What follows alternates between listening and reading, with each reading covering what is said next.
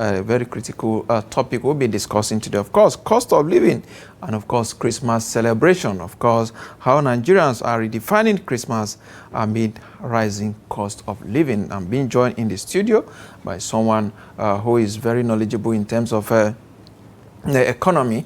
He's an economic analyst, Mr. Agaba Wilson. Agaba. Merry Christmas, Mr. Wilson. Merry Christmas. Thank you very much for having me. Yeah, glad to have you here in the studio. What is your message to Nigerians on this very special occasion? I mean, the difficulties in the economy, Nigerians have been able to bear quite a whole lot leading up to this celebration. We are strong people. Nigerians are a special breed. And we've been able to weather the storm no matter what happened, no matter the amount of challenges that were thrown at us. And one thing I always give to Nigerians is the positive mindset they have towards every issue they face. You know, they make mockery of every challenge they have, and then eventually, somehow, we find our way around it. So what I have to say to Nigerians is that we should keep the positive spirit, we should keep our head up, and we should keep a strong mind and do what we need to do to save our country. Indeed, talking about doing what we need to do to save our country, how much more is the government doing to save the country? There seems to be so much emphasis about citizens making sacrifices. What is the government doing to save the country? You see, I have been very consistent on one issue. From the very beginning of this administration, I have stated one thing. I, for one, cannot pinpoint the direction of this government, of this administration. Under the Buhari administration, we could tell what his message was. We need to produce what we eat, and we need to eat what we produce in order to grow the economy, create jobs for ourselves, and improve our security situation and build a better country. So that policy, that direction was what guided every other policies. We need to produce what we consume and consume what we produce. So the closure of the border, the money given out to farmers to produce certain things, and then you see certain things were also broken down. For instance, we look at the highest imported staple food, which was rice. And our government said, okay, we are going to ensure that we produce enough rice for our consumption and then export, which they achieve, albeit however we want to see it, whether it was sustained or not. But at that point, they have now given you something you can measure their performance with. You know, you can say, okay, if we consume 100 tons per month, and you are now producing 20 tons per month, so you have achieved 20%. When you go to 60 tons, we know you have achieved, you know, so all of these things work together just to deliver that goal of let's produce what we consume and let's consume what we produce. This will strengthen the naira, this will create jobs, this will do this, this will do that. So you now know what to expect from the government and how to hold it to account. But since this government came in, for me, some of the policies are even contradict one another. The policy direction. The policy direction is not straightforward to me. I am being very objective. I am trying my best to be very objective, and this is not me throwing shade at anybody. I have held leadership position at very microscopic level, and I know that one of the most important thing is communication. Communicating your your view to the people you lead will make them follow you and help you to achieve that vision. I haven't seen that vision of this government clearly. We just have a bogus, okay, we are going to do a lot of reforms that is going to transform Nigeria. From what to what? To what? How? Very good question. So, for me, the policies have been here and there. There have been somersaulting. They may want to argue that their reforms has been able to crash inflation from where it were to where it is currently at 14.45%. The inflation went up to 30-something%. And what we did was just to do a mathematical arrangement to reduce it. If inflation has been increasing since, say, 2015, and it has been an upward trajectory until 2025.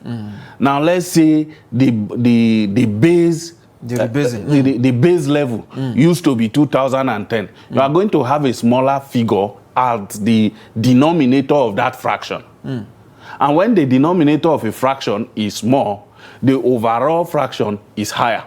But if you now shift it from 2010 to maybe somewhere in 2015, you are going to have a higher denominator.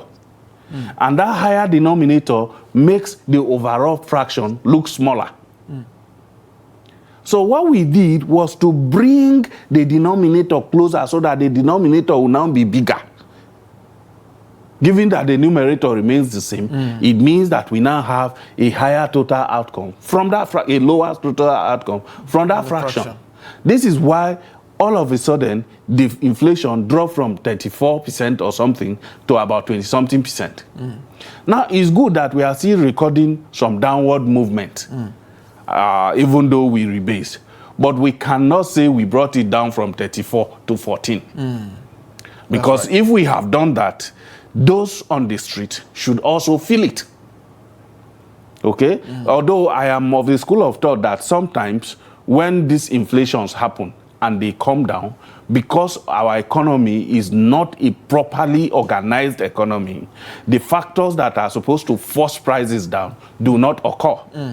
That is why they tell you that in Nigeria, when something goes up, it doesn't come down. In other countries where there are a lot of entrepreneurs and there are a lot of competition, everybody sees opportunity within the factors, to reduce price and, increase their market shares. But where there are cartels, there are monopolies and all of that, you just keep the price there and nothing happens. Okay? So it is not enough to say I have reduced inflation from 30-something percent to 14%. We all know the mathematical abracadabra there.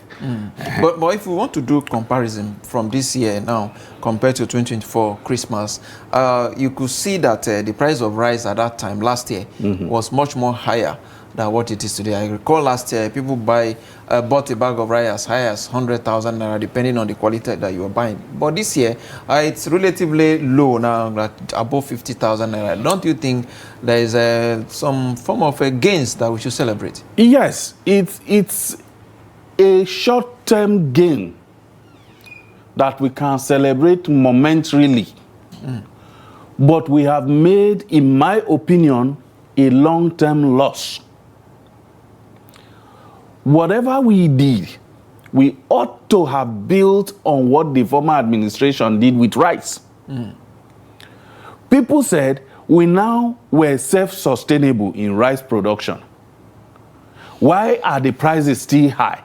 And I say for some of us who have had experience in agriculture, the things that goes into the pricing of rice are, 1, the input, 2, the yield per hectare, 3, the land use system, 4, the loss during harvest, 5, the access to market.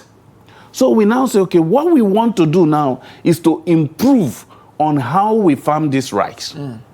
1, whereas somebody in Asia can do, say, 7 tons per hectare of a particular rice breed, and is costing that person, as at 2017, it used to be an average of 160,000 to cultivate 1 hectare of rice. So you're using 160,000 to cultivate 1 hectare of rice here in Nigeria, and your average yield is between 1.5 tons per hectare to 3 tons maximum. And somebody is doing that at 7 tons per hectare at the same cost, or even probably less than yours, somewhere in Asia. That person can bring their rice into Nigeria, sell at below your own cost price, and still make profit. So what did we need to do? Improve our seedlings and also improve land tenure system so that we can bring mechanization. It is mechanization that actually brings what we call economy of scale advantage in farming. Those were the things we needed to push. And to do that, we need to get rid of insecurity. or we then have to start cluster farming, which we explained the model and all of that for a long time. So yes, it was more costly at the time, but the reason it's cheap now, there are two things that happened. One, there was unnecessary hoarding at the time, which the government didn't address. The government could have addressed this by having a central point where they buy off these things and having outlets where they sell off to the citizen at controlled price. That would have helped in that way, but the government, of course, didn't get to that level. But they tried by getting sufficiency, all right? Now, another factor was this input and all of this that I told you. Now it is cheaper because we have said, open the border, import from Asia, import from wherever is cheaper. Now, what that does is it forces those who buy and store to no longer do that because it's no longer profitable. Can imagine somebody who bought rice maybe around December last year at 97,000 naira per bag, and then earlier this year is selling at 28,000 naira per bag. That person would then not hoard again. All right, so it has solved the problem of hoarding. So anything from the farm is coming straight to the market. And the one coming from outside can come at a very cheap price. What benefit to the farmers? The farmers do no longer benefit as much as they should because the cost of input has not gone down. The cost of production has not gone down. Absolutely. All right, so it's no longer profitable for them per se. Right? Now, where I say in the long term we're having problem is that what we have set up for the rice framework and mechanism that ought to have been built upon will now be abandoned.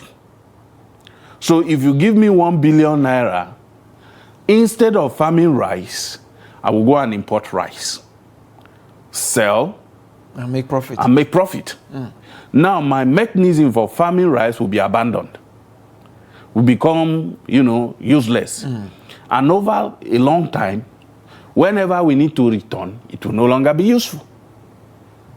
Now the problem with import is that should there be a global event that sends a shock wave that infringes on the production line for anything that we depend solely on outsider to consume, there will be a problem.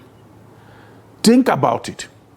If we were importing rice from Asia the way we were importing before, importing many other things from other countries the way we were importing before, and COVID-19 happened, we would have been queuing up to look for biscuit to eat. Absolutely. You're right. But the closing of the border boosted our internal production capacity, albeit however haphazard it was. But something we were unable to sustain. Yes. So as it is, we did not sustain it. And this is why some of us have been an advocate of a reorganization of the political and government mechanism of the country, where the political mechanism is somewhat a bit parallel to the governance and administrative mechanism, so that the administrative mechanism can run on programs on their own. The area you give to a politician to be able to make decisions will now be very slim. If we have our agricultural program, the burden of delivering it should be on the civil servants who are going to be there for 35 years, who will run the program. When a president comes in, the president should not have the power to abandon certain critical programs. He should not have the power to even determine how much budget goes to them or when it goes to them.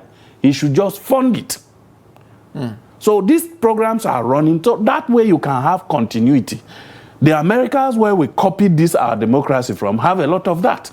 There are some programs going on, the president may not even know what it's all about, unless an event happens and there is a need for him to utilize that resources. They will now tell him there is a program here and he can do this. Exactly. Mr. Wilson, let's look at the Christmas celebration again.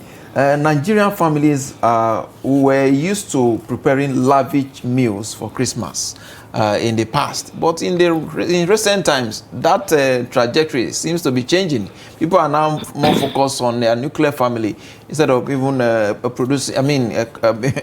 providing for the friends and families, and even by extension the extended family, as the case may be. I mean, what do you think triggered this? Is it the reforms ongoing? Yeah, the ongoing reform. Well, but remember, the government told us that we have been living fake life. So we are now living our real life. So that's on the lighter note. But again, of course, when your resources dry up, you tend to prioritize them and allocate them more optimally. So that's what you see people doing. So before we travel home, we go. One family can even drive 3 cars to the village. You know, carrying everyone. We carry all the items they are going to gift people and all of that. Now some of them are abandoning the vehicle to even do public transport and all of those things. So we are cutting our coats this time according to our clothes. To make sure that we optimize whatever meager resources we have. And the unpredictability of the economy has also been something that make people skeptical, so you want to be careful, you want to keep something a little bit for the rainy days. And we are getting better at frugality as a country, I think. So that is one advantage of this administration. We're not getting better at managing the corruption or fighting corruption. I don't think it's a question of getting better. We don't even have, in my personal opinion, interest of fighting corruption. We don't have the interest. You mean in this government? Not in this government only. Nigerians don't even want to fight corruption. Because do you know how we define corruption? Corruption is when the person who is modifying the system, process, or procedure to his own advantage is not us and not related to us. But when it is us, it is opportunity, it is breakthrough. When it is the other person, it's corruption. So if a fight against corruption will affect the place where you get your own chop, in quote, from, you'll be against it immediately.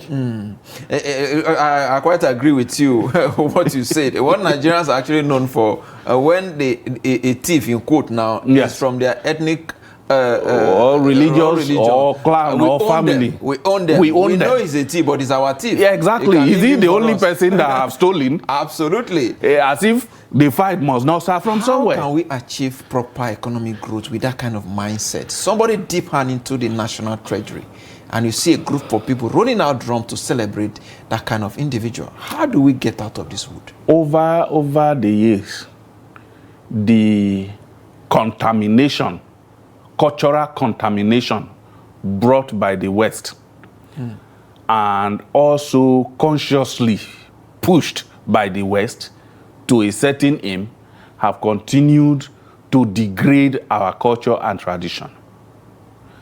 And we have not been able to find our identity since then.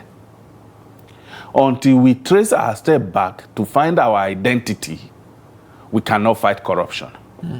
China found their identity, and they got the formula to eliminate corruption, and corruption is at the barest minimum.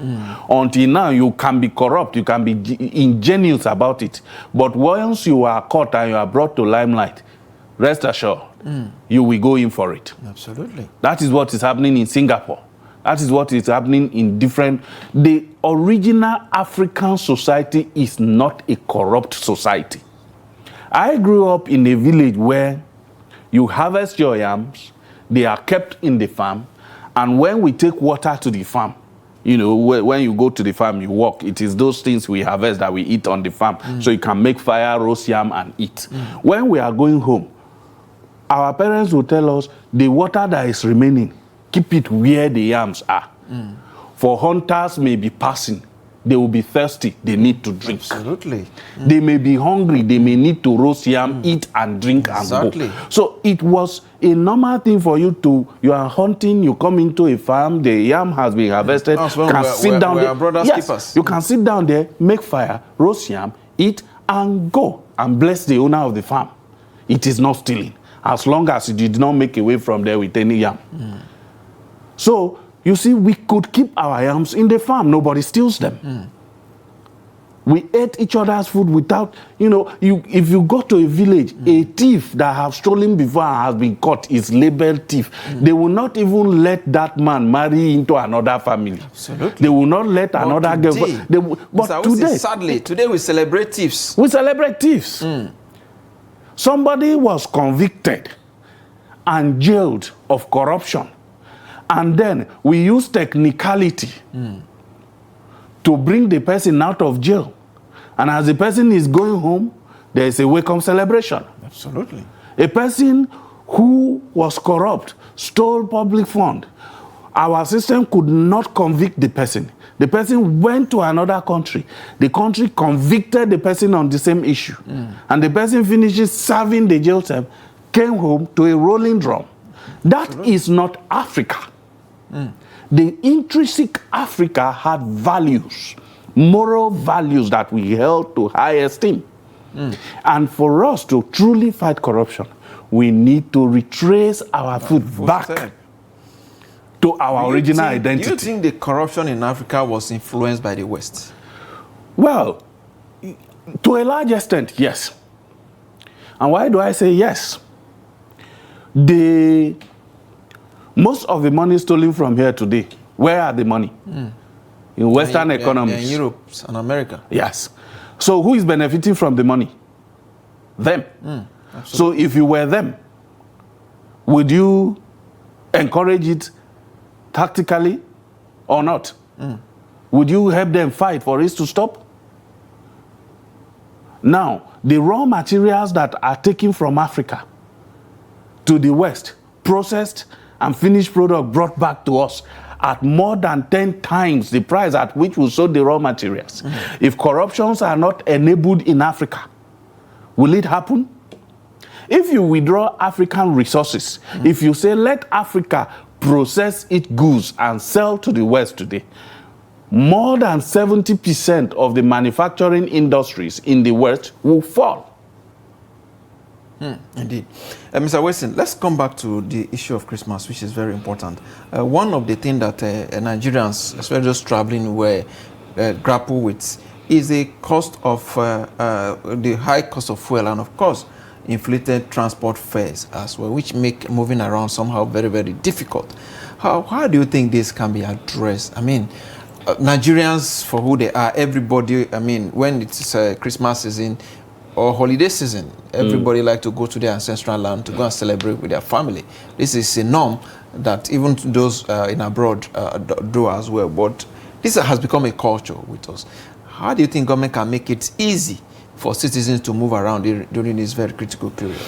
Now, officially, I think Nigeria claims that we operate a mixed economy system. A mixed economic system is a combination of the socialist economy and the capitalist economy. The socialist economy says, let's pull all resources together, every citizens are equal, government-run businesses and all of that, and distribute wealth equally to the benefit of the masses. A capitalist economy, let's say individuals who have money should run sectors and companies and then pay taxes to the government and all of that. In a capitalist economy, businesses are driven mostly by profits. Government can only regulate their excesses. So, and the case of Nigeria, maybe due to our stories of hardship, everybody being his own government, everybody being his own regulator, everybody being his own enforcer, have now turned us to a cannibalistic capitalist entities. What do I mean by that? A kind of capitalist that does not care whether those from whom he or she makes money die or not. And so what we do is, if you hit me with your own price inflation, Say you are selling food item, you hit me with it, and I'm into transport. That's where I make my money to buy food from. So I'm going to hit you with transport.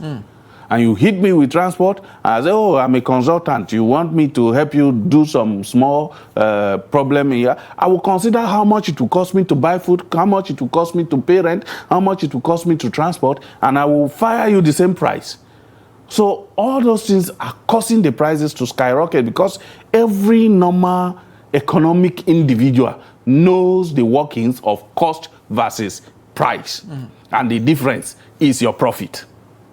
Now, from the very onset of this administration, you ask, what could they have done to make it better? And we said, invest in mass public transport system.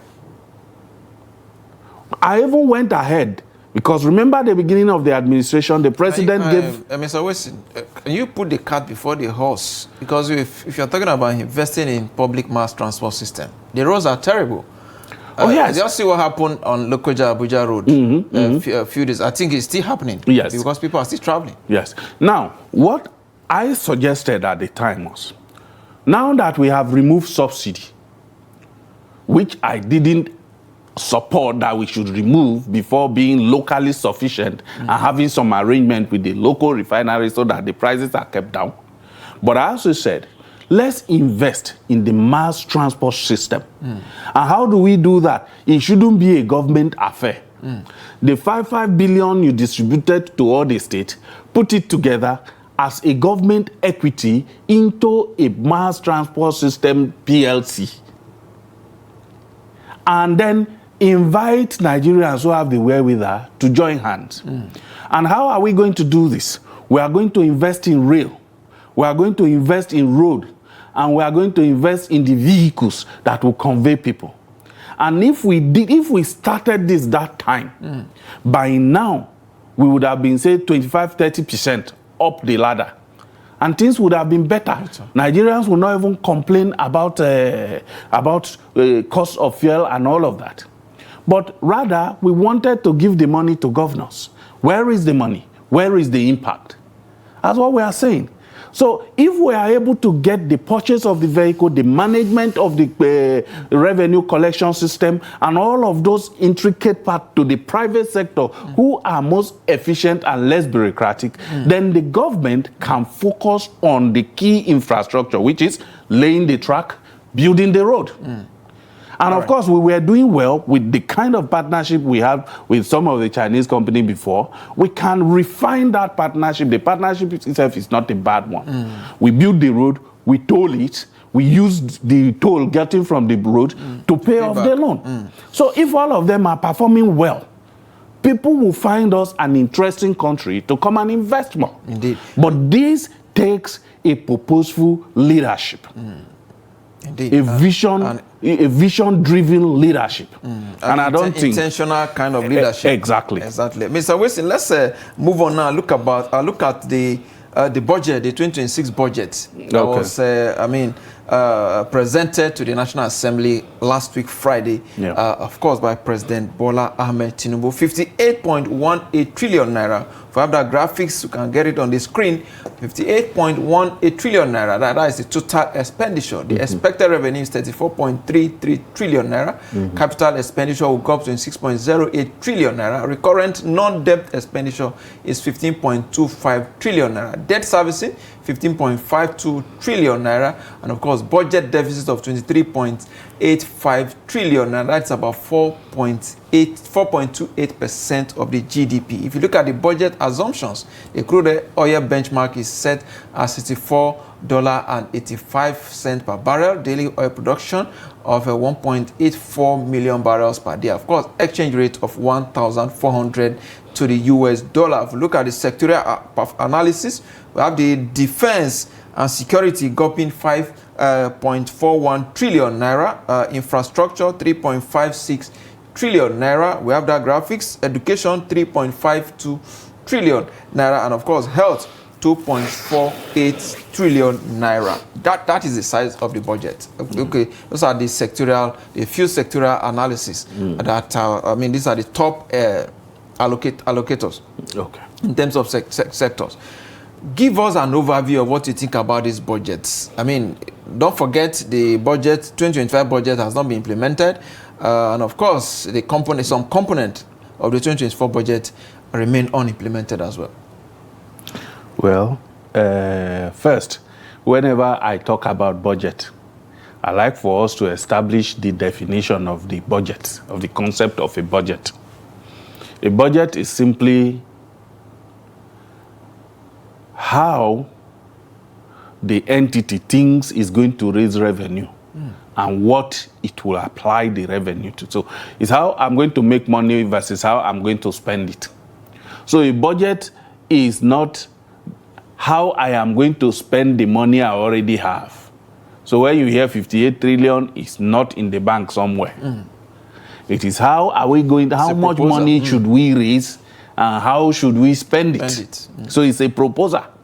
Implementation means actually raising those money as at when you say you will raise it and spending it the exact way you say you will spend it. So if you are able to raise everything you promise to raise as and when you promise to raise them, and then spend them as and when you promise to spend them, we say your budget is performing excellently. Absolutely. Where you are unable to raise the revenue, then you will be unable to spend it. Where you are able to raise but you are unable to spend it as and when due, then we say the budget is also not performing. So having established this, let's now look at this administration since its inception. The 2023 budget belongs to the administration before them. The first budget that this administration made was the 2024 budget. Absolutely. Some key components of it are yet to be implemented. We are already at the end of 2025. Absolutely. That means the 2025 budget is now taking a back seat. And I learned somewhere that what the president did was to collapse the 2024 budget and the 2025 budget, into what we now call an integrated budget for 2026. Absolutely.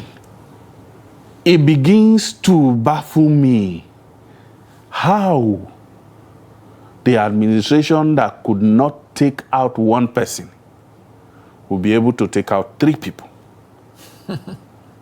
It's a very big question. So as I watched the news, I started asking myself. And now, there's another issue teething. This budget for 2026 is based on the newly approved tax reform that is supposed to commence by January 2026. Few days from now. Few days from now. Unfortunately, there are also issues coming up regarding that tax reform. That the copy that is gazetted is different from the copy approved by the National Assembly. So, if this issue is not resolved on time, that reform will not commence. And that means there is a key failure in the assumption, which is one big issue for the budget anyway. Now, I'm okay with the other assumption. Oil price looks okay based on the trajectory, exchange rate, all things being equal. I think we can keep it at that 1,400 and all of that. Well, let's look at the revenue, expected revenue, 34.33 trillion naira. It is very huge amount of money. Do you think, well, you have said it, that they are basing this proposal on the 2020, the tax reform, yes, which is expected to take effect from next week. What do you think we have the mechanism to raise this kind of revenue to support the budget? And if you go downward as well, we see another deficit there, which is where I'm more concerned about. Yes. 23.85 trillion naira. That is the deficit that we may need to borrow to finance this budget as well. We are becoming, almost every year, we are yet to achieve a balanced budget or even a surplus budget. Our budget has consistently remained in deficit. Well, like I said, I've already mentioned the issue of the expected revenue. The expected revenue is a combination of oil, tax, and other businesses that the government puts its hand in. All right, that's where it will come from. And I've told you that maybe this projection is hinged, or not, it is not a maybe. It is hinged squarely on the new tax reform, which is expected to bring more money payers into the tax net, and as a result, draw more money. And the reform not only said who are going to be included, it also reorganized the tax collection mechanism. Okay, so to some extent, if that is followed to the letter, that money can be generated. But then there's another issue. When you look at the personal income tax, I don't think that a lot of Nigerians are going to be at home with it. They are not going to be at home. Why? Number one, they don't trust that the government is using the tax money effectively. They are not seeing what the government is doing for them. And I say this because I also live here. In my estate where I live, we provide water for ourselves inside our houses. You have a borehole. You provide electricity for yourself. We make sure the roads are okay for ourselves. We provide security for ourselves. Exactly. What is it again? Any other thing that the government ought to be doing, we are doing it. Exactly. So why are we not paying tax? So why am I paying tax? And why is the emphasis? Why do you want me to pay more? And then we see our leaders living lavishly off our common patrimony. You see one minister, a convoy of 7 to 10 vehicles. Of taxpayers' money. Of taxpayers' money. And not only that, if you drive on the airport road, you see how they deal with us as if we are slaves and they are masters. Their drivers push you off the track. Sometimes one almost made me fall off the bridge the other day. I moved away for them. But the driver, in saying he's doing defensive driving and all of that, came close to crushing me on the side, and I have to give way. Why is that necessary? So when you are doing all this hooliganism, being power drunk and all of that, Nigerians look at it, it is our money. He is spending to oppress us.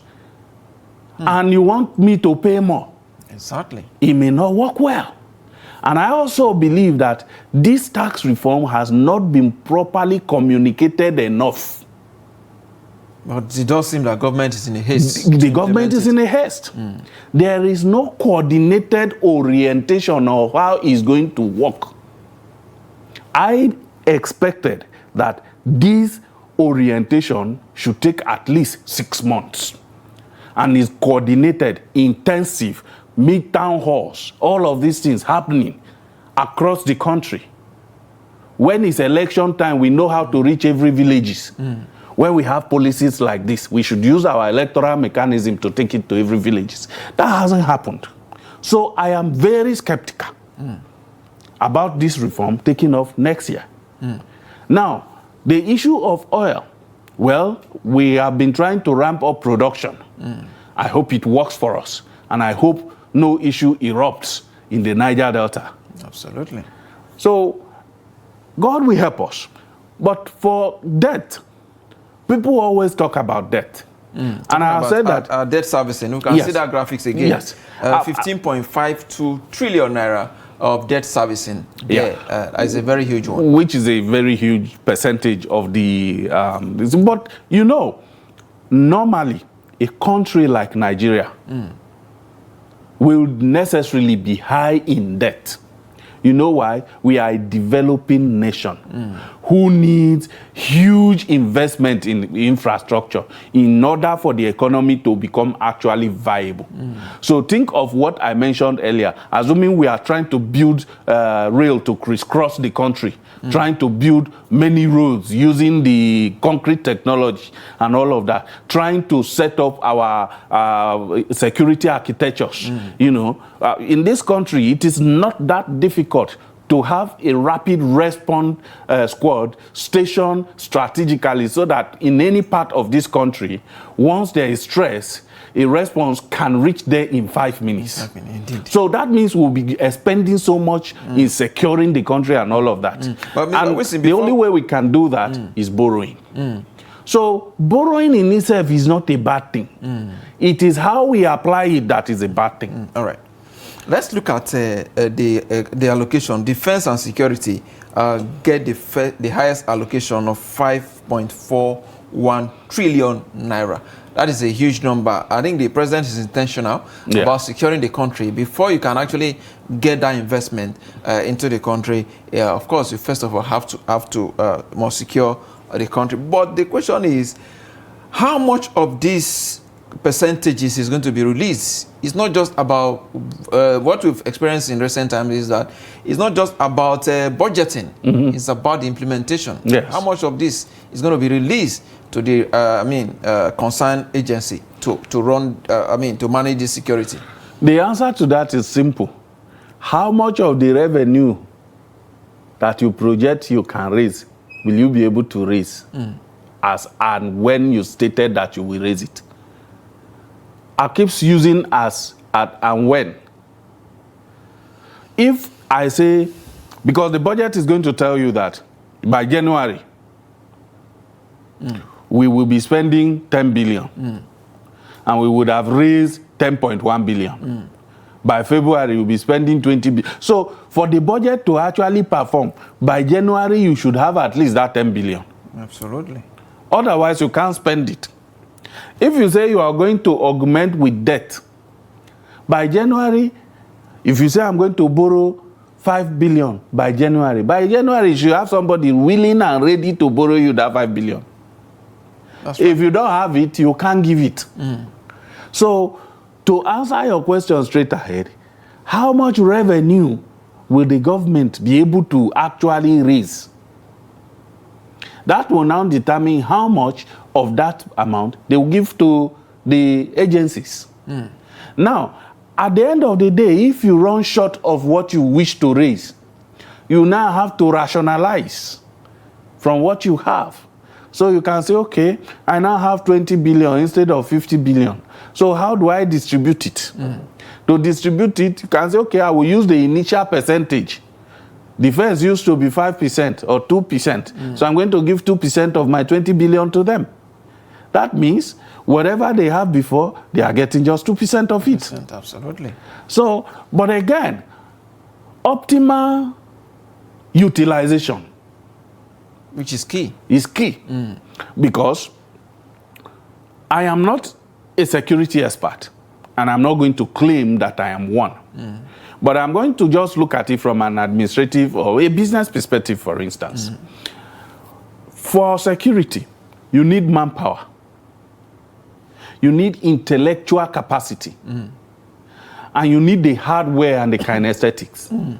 You now need software because a lot of military issue has also gone technological. So, where will this money go to make the highest impact? If we put the money in technology, will it be enough to secure technology that can work with less humans? If we put the money in humans, are we going to just send the humans out there without hardware to support them? Absolutely. Now, how do we balance it so that we put the right amount in human resources, in capacity development, and then in hardware?